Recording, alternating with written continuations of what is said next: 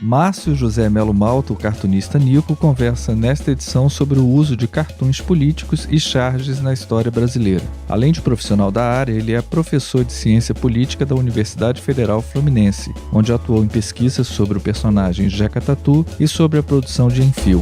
A entrevista aborda ainda a relação entre o humor e as mensagens dos sindicatos e movimentos sociais.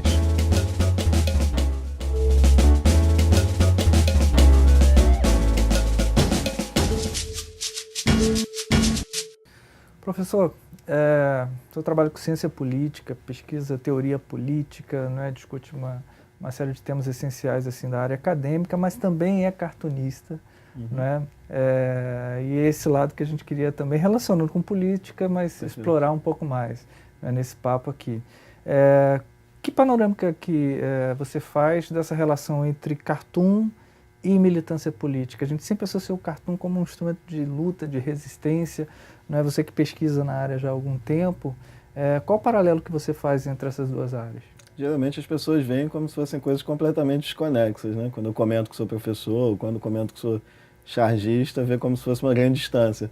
Só que eu chego à política, ao estudo da política, ao ensino da política, justamente pelo desenho de temas políticos. Então, assim, acho que é até bacana para diferenciar, pouca gente conhece, mas charge é o desenho político por excelência. Então, quando você fala em militância, né, a charge geralmente é um desenho engajado. Pode ser conservador também, mas geralmente é um desenho engajado, um desenho crítico, que tem essa perspectiva de atuação na sociedade. Não tem pretensão de isenção nenhuma, né? Não é como aqueles jornalistas que falam assim, sou isentão, imparcial, muito pelo contrário, né? Até mesmo que vem de uma tradição, né? O próprio nome charge, viu? Vem de carga, carga política, né? Então é a tradição francesa de você se posicionar, você criticar o governo, e também é muito quente, né? Para usar um termo, é quente em que sentido? Está sempre ali num dado da conjuntura. Então, alguma coisa que está acontecendo, a charge sempre tem uma contribuição muito rápida. Então, até em termos de comunicação, ela é forte também por conta disso, né? Ela está em cima do lance.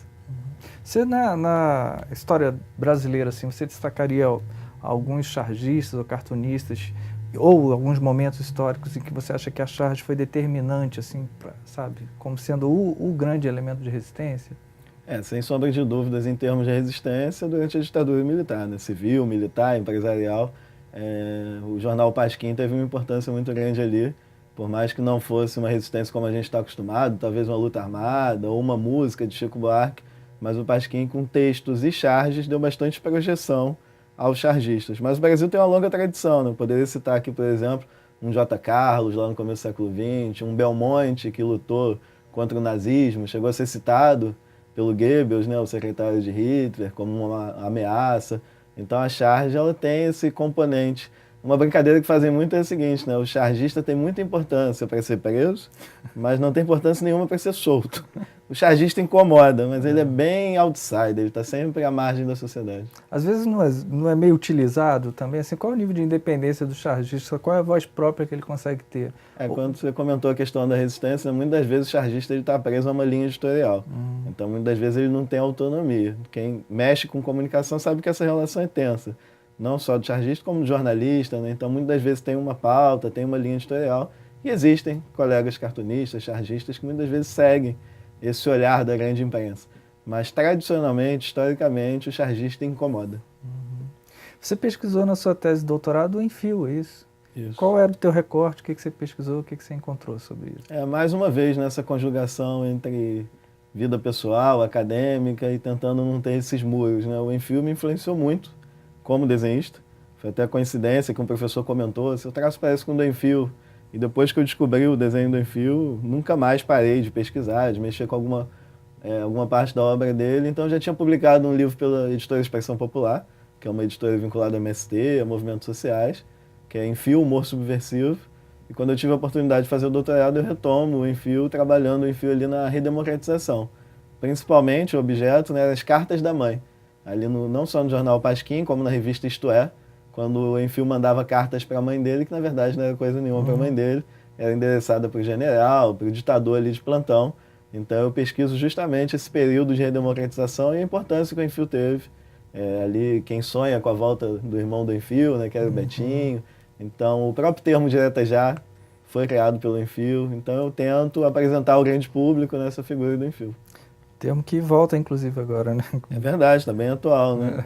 A gente foi pego aí agora, nesse momento, por uma retomada da pauta, porque o título do meu livro até, que eu lanço depois do doutorado, é Diretas Jás, porque infelizmente a Direta Já não foi aprovada, né? Na época, nos anos 80. Então, o Enfio cria Diretas Jás. Infelizmente, ao que tudo indica, né, nós também estamos caminhando nesse momento de conjuntura também para um esfacelamento e uma não aprovação de Direta Já, né? Vamos ver o que nos aguarda nos próximos capítulos. Você também pesquisou o personagem Jeca Tatu, né?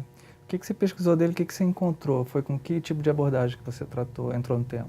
Eu sempre tive uma influência muito grande de professores que tinham uma tradição de uma concepção nacional. A gente pode pegar diversos intelectuais, né, como Darcy Ribeiro, como Sérgio Buarque, que tem essa questão do nacional muito forte. Então, meu orientador da época, o professor Luiz Alves Filho, também grande estudioso de pensamento social brasileiro, pensamento político brasileiro, e ele pesquisava o Jeca Tatu. Quando eu entrei no mestrado na época na FRJ, ele me deu a dica: por que você não estuda o Jeca Tatu nas charges? Porque durante muito tempo o Jeca foi um personagem que nos caracterizava como povo, como brasileiro, entrou no lugar um pouco do índio. Então eu estudo não só o Jeca Tatu nas charges, durante o século XX todo, na revista Careta, como também a influência do Monteiro Lobato, que é o criador do personagem, e ali uma pegada que eu divulgo muito é o Monteiro Lobato como cartunista também, como pintor, como desenhista. Então, assim, até quando você começou o papo, Vitor, eu vi que você falou de política, geralmente a gente faz aquela cara fechada. Logo depois falou do cartunista e já abre todo um campo de humor, de descontração. Por mais que os temas sejam áridos, né, a gente tem também essa pegada de levar um pouco com humor e chegar de uma outra forma, né, ao leitor. Você que pesquisou o Jeca e o Monteiro Lobato, como que você viu aquela polêmica sobre a obra do Lobato, no que diz respeito a ser racista ou não ser racista? E aproveito para engatar outra pergunta, né? Quer dizer, tem o caso do Lobato, mas há outras situações também em que uma obra artística às vezes fica muito datada e espelha determinados preconceitos ali, que naquele momento talvez não sejam muito nítidos e que vão ser denunciados numa geração seguinte, né? Como que você viu aquela polêmica em torno da obra do Lobato e a relação dele com o racismo? É importante contextualizar, como você falou, né? A obra de Monteiro Lobato, ela vem de um contexto histórico, não o isenta. De fato, existem passagens racistas, de cunho excludente, na obra de Lobato, mas é importante também lembrar quem que levantou essa lebre, vamos dizer assim, essa bola. Quem é um dos maiores acusadores de Lobato são as organizações Globo, que são detentores dos direitos autorais de Monteiro Lobato. Então não faria muito sentido o porquê dessa discussão naquele momento. Eu enxergo um pouco como um golpe de marketing. Repetindo, o Monteiro Lobato tem, de fato, algumas passagens que são racistas, né, e que a gente tem que mostrar e tem que contextualizar e condenar mesmo assim, né, mas também em diversos momentos é pouco falado a contribuição, por exemplo, do Lobato com o Partido Comunista na época, grande amigo de Caio Prado Júnior, o primeiro editor de Lima Barreto, que é um autor negro. Em diversos momentos, o próprio Lobato tem, né, passagens, tem cartas, onde ele contextualiza um pouco isso. Um nacionalista do petróleo também, né? Verdade, né? Então, assim, a gente não pode também deixar de ler Lobato. Eu acho que é importante fazer a ressalva, mas é um dos maiores nomes do nosso pensamento brasileiro, não só na literatura, né, como também o primeiro editor do Brasil. Então, assim, de diversos autores. Ele foi muito importante para a cultura do nosso país. Até mesmo o Jeca Tatu, né, ele se redime, ele pede desculpas depois para o Jeca, que ele tinha sido muito preconceituoso com o povo, ele fala. Ele chega a ser preso na época da ditadura do Estado Novo, né? E quando ele vai para a prisão, ele tem contato com comunistas. E é justamente esse momento que eu gosto de pegar na obra de Lobato, né? Porque é o final da vida então dele. Ele revê o papel do Jeca? Posso tentar falar de forma sintética, é o seguinte: quando ele faz o Jeca Tatu, ele era fazendeiro. Então ele tinha preconceito com aquelas pessoas que, segundo ele, eram preguiçosas. Mas quando ele publica o livro em 18 europeus, ele já pede desculpa no prefácio. E aí existem alguns intelectuais que ou não leram Lobato, ou tentam até de forma hipócrita, né, sem contextualizar o papel ali. Só para destacar a última fase do Jeca Tatu, que vai mudando ao longo do tempo, o Lobato faz diversas fases do Jeca, é o Zé Brasil. Quem é o Zé Brasil? É um camarada, é um personagem que é uma espécie de metamorfose do Jeca que defende Luiz Carlos Prestes. Então, e contra os latifundiários. É claro que o Zé Brasil não é lido e muitas vezes não é sequer editado. Foi ilustrado, inclusive, por Tinari, que foi membro do Partido Comunista. Sensacional. E hoje, assim, quem que você destaca no cenário brasileiro que está produzindo esse cartoon de guerrilha, assim, né? Qual o tipo de produção, qual o cenário que você destaca hoje, qual é Com quem que você se relaciona? Quem se destacaria nessa produção hoje? A charge política perdeu muito espaço, né? Principalmente ali depois do fim da ditadura, com a redemocratização.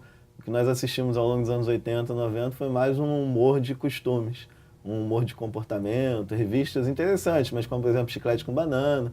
Muitas vezes tinha um conteúdo mais despolitizado.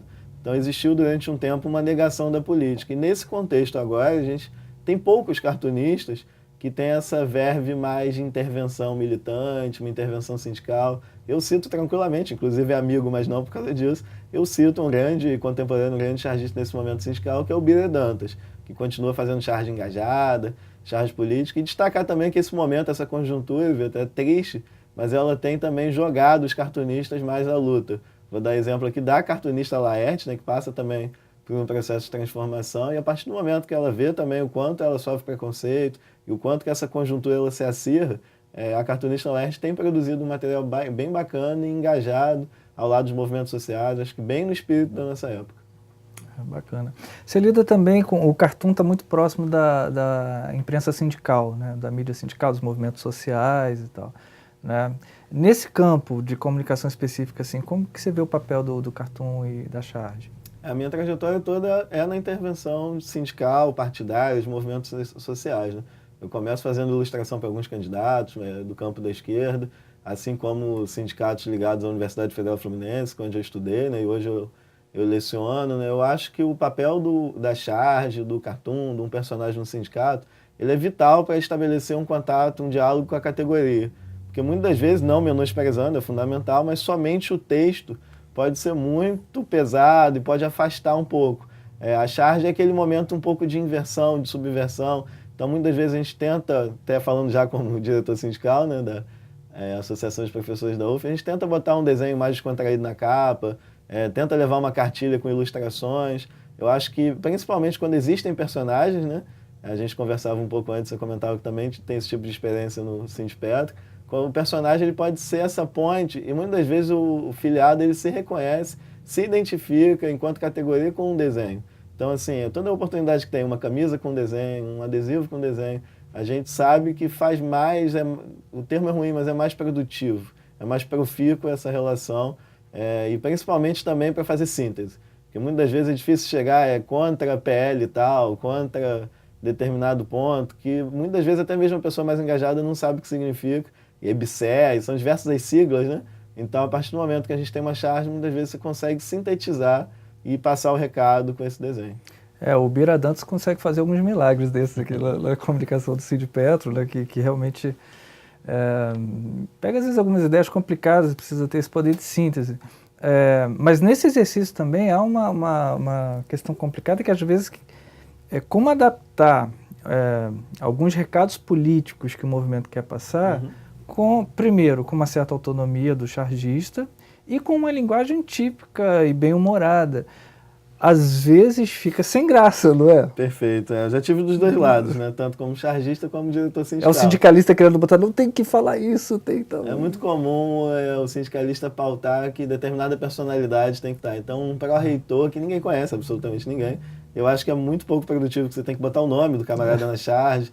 Então, é sempre uma relação de negociação. Por exemplo, muito texto. O diretor sindical sempre quer muito texto. O chargista, geralmente, ele se expressa até mesmo sem texto. Ele consegue fazer um humor sem palavras. E eu acho que o mais bacana é esse, o mais difícil, e é o que chega ao ponto, né? Então, quando a gente tem essa relação que é tensa, mas acaba sendo também bacana, porque chega a um resultado, uma síntese, né? Então, acho que o chargista de sindicato também tem um desafio, além de ter essa relação que você comenta, do tempo, né? Porque, afinal de contas, tudo é para ontem. É sempre para ontem. E você tem que desenhar sempre. Tem uma estética muito forte no sindicato, né? A cor vermelha, são passeatas. Muitas vezes não é pelo humor, né? É uma cara fechada, é uma estética mais séria, mais sisuda. Então, de fato, existe essa negociação. Complicado isso, né? Agora, como é que está a recepção, aí não somente do público mais relacionado à militância sindical ou social, mas como é que está a recepção do público em geral mesmo com relação a esse trabalho? As pessoas estão vendo o charge, como é que estão consumindo isso nas redes sociais? Como é que está isso? Com a internet foi um grande ganho, né? Porque, afinal de contas, eu sou de uma geração, junto com outros, André Damer, Arnaldo Branco, que se vale muito da internet. Porque, afinal de contas, antes você tinha que ter um jornal fixo, né? É difícil. São 2, 3 jornais em uma cidade grande, você, para furar aquele bloqueio, ainda mais com conteúdo crítico, é muito difícil. Com a internet, né, ainda no começo ali era site, blog, e hoje em dia as redes sociais, você consegue disseminar o seu conteúdo muito rápido. Às vezes o seu desenho viraliza, né, tem um alcance que você não teria nunca. A própria Laerte fala isso, né, que os fanzines que ela fazia na época de movimento estudantil chegava a 50, 100 pessoas. Hoje em dia, com a internet, é capaz de você chegar a 1 milhão de pessoas facilmente, sendo replicado por algum meio, algum conteúdo, né? Então, eu acho que a recepção da charge ela é forte, mas, ao mesmo tempo, tem perdido espaço nos grandes canais. A grande imprensa não tem conseguido lidar com os chargistas. Primeiro, pela autonomia, então não tem essa relação de respeito. E segundo, por conta de uma suposta crise, onde o primeiro a ser demitido, geralmente, é o chargista. Então, infelizmente, nesse momento, nós estamos vendo diversos colegas que estão perdendo ganha-pão mesmo, assim, que conseguem viver somente de um salário de jornal que está 15, 20 anos, e a gente tem recebido muito, a gente até manda solidariedade, mas a gente sabe o momento difícil que está para o chargista nesse momento no Brasil. Tá bom, para a gente concluindo o nosso papo, assim, queria que você falasse um pouco do teu trabalho especificamente, dos livros recentes que você lançou, como que o pessoal encontra esses livros, o que eles têm, né, para também a gente saber um pouco do teu trabalho mais especificamente. Além do campo acadêmico, né, dissertação, a tese, recentemente eu lancei 2 livros. Um é Charges para a Sala de Aula, onde eu incentivo o professor a usar os desenhos. Legal. E aí tem o download gratuito, faço questão de fazer isso, né, é copyleft, né, não copyright. O que é o copyleft? Está online no meu site, www.mundoemrabisco.com. O mundoemrabisco.com a pessoa pode chegar e baixar cerca de 300 charges e usar como bem entender. Legal. E aí tem o livro físico, né, que é pela editora Imperial Novo Milênio, também pode ser pedido no site, que a pessoa pode adquirir. E também um outro tema que é muito recente, eu me enveredei, me apaixonei pelo tema, né, com a sensibilidade, que é Polheiros. O que é Polheiros? Né? São cartoons do meio ambiente, mas também com uma pegada muito crítica, denunciando como que o capitalismo ele vai destruindo o verde, o meio ambiente. Então, Polheiros são cartoons que eu tive um afeto muito grande de fazer, que são passarinhos dando recado que a natureza tem que ser preservada. Polheiros também é pela editora Quimera, que é outra editora, mas também pode ser pedido pelo meu site, mundoemrabisco.com. Legal, muito bom. Obrigado. Falou, Vitor. Obrigado pelo convite. Nada, sensacional.